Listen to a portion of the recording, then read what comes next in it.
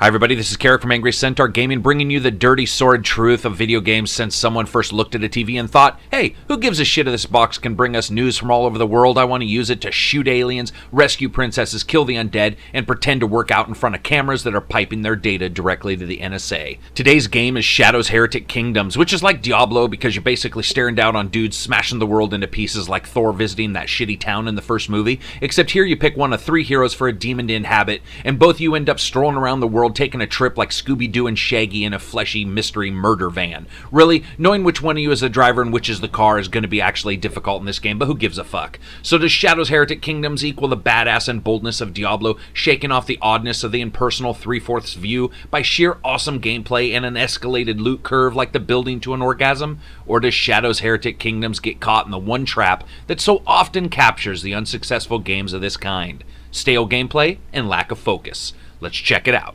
Graphics are up first. The graphics are great. Well, not great, but good. And though I didn't have any slowdown even running the thing at the highest settings, it still at times looked a little bit crunchy. Additionally, the game never really seems to throw as many enemies at you as other games of its type, which at times can make the overall look of the game somewhat bare, like you're in one of those scenes from Lord of the Rings movies, but somehow they forgot to film the digital extras. Special effects, however, are done fairly well with some larger spells and area-affecting skills, making a real impression. The character designs and animation are hit and miss across the board, with some of the characters looking truly impressive, while others look like the designers had difficulty identifying which of the typical fantasy designs that they wanted to copy, especially the Devourer, who ended up looking a bit like an amorphous blob of colored glass versus a cool spirit-humping demon version of Mike Rowe learning people's lives from the inside out. I would say good but not great, with a focus on serviceable delivery of visuals versus an extraordinary one. Sound, music, and voice.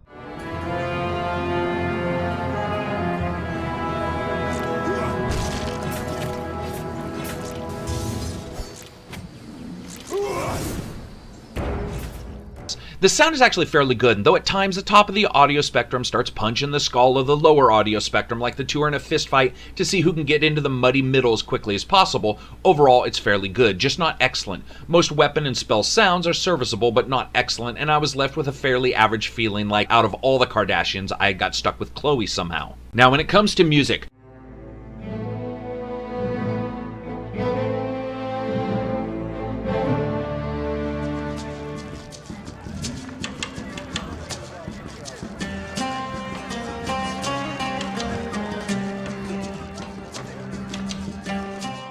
okay, this stuff is actually fairly bombastic. Not Russian military bombastic, but damn close, and normally that doesn't fit well with many games, especially 3/4 view games, as bombastic music really needs to be backed up by either impressive army-like visuals or down deep and close-like visuals, like Boromir fighting off orcs. However, here it's actually pretty good, though at times it did feel like it was trying to upstage the visuals, leaving me with an audio reminder of an area more so than a visual or gameplay one. I still feel it was good, even if the massive beats of the soundtrack didn't really fit closely with what was going on the screen from time to time. Imagine walking into the bathroom preceded by the music from Conan the Barbarian riding to battle. Unless you're gonna wrangle a completely epic #2 battle including swords in a duel, the fact is that will feel amazingly over the top for such a mundane activity, and it lacks a great deal of subtlety. As a package though, I would say it was okay. Now when it comes to voice, there's almost nothing there, so it's nothing that I'm gonna really be able to rate. Gameplay.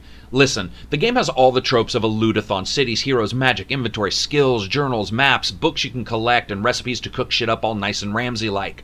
But here you can also shift back into the demon or devourer or whatever it's called and go about adventuring in the underworld. At the start of the game, the demon gets to choose whose soul to leap into and spirit rape. The choices are Ranger, Warrior, Mage, or Nope, Yes, Nope, as I began my quest into Pinata Land. That's what these games always end up being anyway, a delicious, colorful explosion of sharp items from the insides of soft creatures.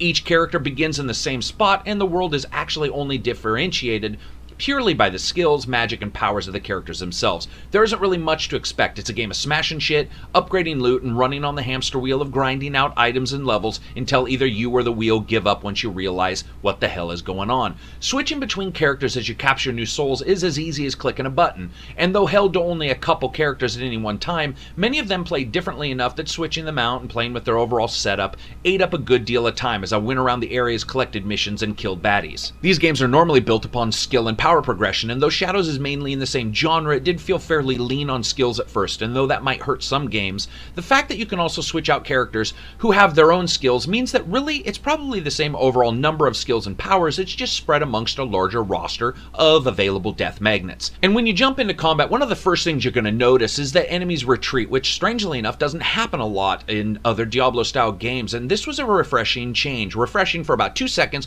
once I realized everyone moves at the speed of Chris Brown answering a fucking morality question. No, I'm not joking, this game plays at the speed of cancer. I've seen good ideas in opposing political parties spread faster than this game's gameplay. It is not just that everyone moves slower than they look like they should, but also that the usual number of enemies on screen in the game at times is very low, and that can feel like some strange higher than Earth gravity game of fantasy grab ass. I mean, even the scorpions didn't move scorpion-like. It's just fucking odd and adds a horrible feeling of legginess to a game that's not actually leggy. I really wish they pumped up the enemy counts and told everyone in the game not to go at 50% like two dudes sparring before a major fight. Additionally, apart from switching out characters to occasionally not trigger a trap or scoot past an enemy, the game offers nothing really new in the gameplay department, and also adds to that a fairly boring storyline that doesn't come near to feeling as epic as I think they wanted you to think it was. Fun factor. Well, despite the slow motion battle and the boring story, I did enjoy switching out characters and exploring the world and leveling up my skills, but I can't say I really enjoyed it. The makings are there for some great times, but after a couple hours, I just began to feel like something was missing overall. So, what does Heretic Kingdoms do right so far? Its name is hilariously awesome for some reason. I just love it. It's huge. The gameplay is bog standard Diablo style, and it does it fairly well. Loot like Christmas at the Karaks. There's actually a ton of loot, and it's really fun. There's a lot of stuff you can collect. The special effects are fairly good. The music is bombastic to the point of sounding a bit like a Russian street parade, and switching between the demon world and your own does offer some unique gameplay moments between one another. What does Shadow's Heretic Kingdoms do wrong so far? Slow motion gaming at times. Where is everyone? Sometimes there's just not enough enemies on the screen to feel like you're actually fighting off a bunch of bad guys. All the characters' beginnings are identical, leaving the story somewhat lackluster. The graphics can be a bit rough from time to time, the sound effects appear a bit lackluster as well, and the fun factor, honestly, it just wasn't there. So I rate games on a buy, wait for a sale, rent, or never talk about it again rating scale. This is a wait for a sale. Listen, it never fails or falls flat on its face, but instead of being something I feel like I should congratulate it for, it feels like it never does that because it doesn't risk anything. The other characters' souls you can grab turns out to feel just like normal characters you could have chosen from the very start. The inventory, forging, and skills are all fairly bog standard, and the story is a thing of wondrous dullness. The game just doesn't immerse me enough to suggest someone buy it even at its not premium price that it's at now.